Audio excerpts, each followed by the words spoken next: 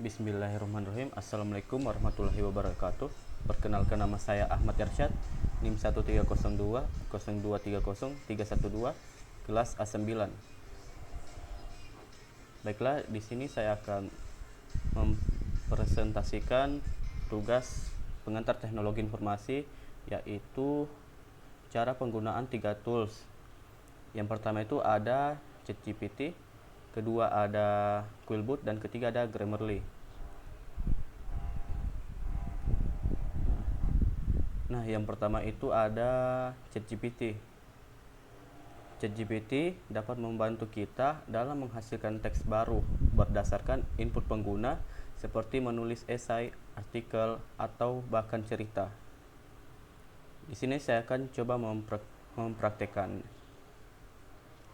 Misalnya di sini saya ingin mencari jenis-jenis komponen PC.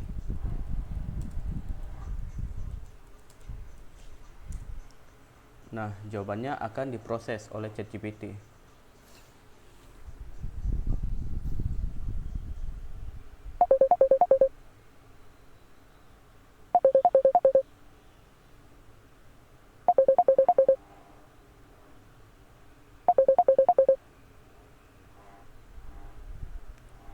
Nah, di sini ada 13 komponen PC yang ditampilkan oleh ChatGPT. Dan di sini juga telah dijelaskan fungsi dari komponen tersebut. Misalnya yang pertama itu ada Central Processing Unit atau CPU. CPU adalah otak dari komputer dan bertanggung jawab untuk menjalankan instruksi dari program-program yang dijalankan. Prosesor ini melakukan operasi perhitungan dan pengolahan data. Dan kedua itu ada motherboard. Motherboard atau papan induk adalah platform utama tempat semua komponen utama dihubungkan. Ini mencakup soket CPU, slot memori, slot ekspansi, dan koneksi untuk komponen lainnya. Dan ketiga itu ada memori atau RAM.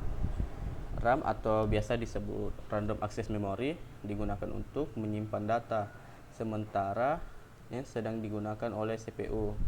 Semakin besar kapasitas RAM, semakin banyak data yang dapat diakses dan diproses oleh komputer secara bersamaan. Mungkin hanya ini saja yang bisa saya jelaskan tools ChatGPT.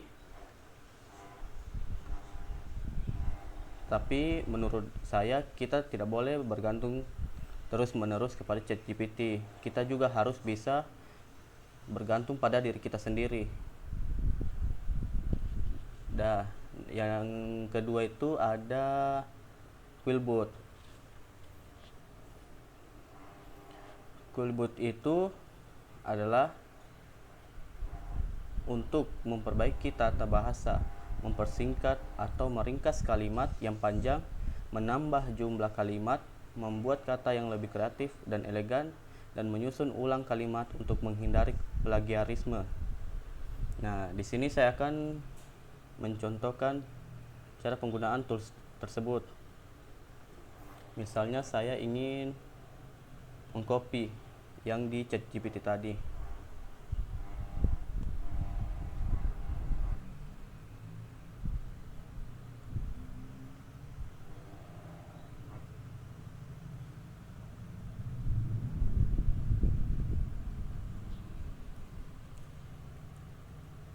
Terus di sini kita paste.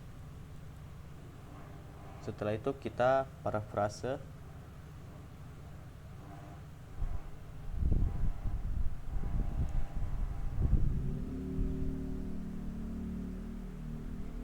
Nah, di sini kita bisa melihat perbedaan dari kalimat yang sebelumnya dan sesudah. Dan di sini juga kita bisa melihat tata bahasa dari kalimat yang sudah diparafrase lebih elegan dan lebih gampang dipahami, karena dia menampilkan kalimat hanya intinya saja, jadi kita mudah untuk memahaminya. Misalnya seperti yang kalimat sebelum diparafrase ada Central Processing Unit, CPU. CPU adalah otak dari komputer dan bertanggung jawab untuk menjalankan instruksi dari program-program yang dijalankan. Prosesor ini melakukan operasi perhitungan dan pengolahan data, sedangkan yang sudah diparafrase fungsinya itu otak komputer adalah CPU yang bertanggung jawab untuk menjalankan program. Perhitungan dan pengolahan data adalah operasi yang dapat dilakukan oleh prosesor ini. Jadi kita bisa melihat perbedaan dari kalimat sebelum dan yang sesudah. Dan kalimat ini juga bisa menghindari dari plagiarisme. Dan mungkin ini saja yang bisa saya jelaskan pada tools Quillbot. Dan selanjutnya itu ada Grammarly. Grammarly dapat memudahkan kita memeriksa kesalahan penulisan dalam tulisan yang berbahasa Inggris. Nah, misalnya di sini saya akan mencontohkan cara pemakaian Grammarly.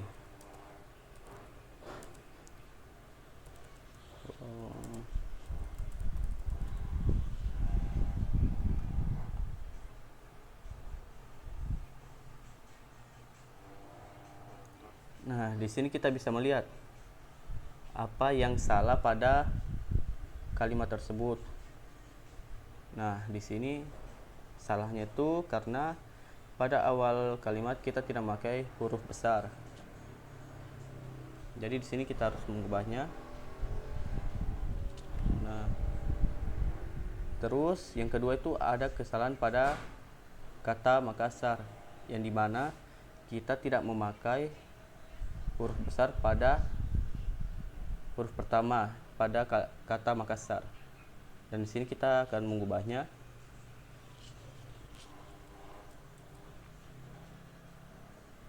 Nah, apabila tampilannya sudah seperti ini, berarti itu tandanya sudah benar dan tidak ada lagi kesalahan pada kalimat tersebut. Dan mungkin ini saja yang bisa saya jelaskan.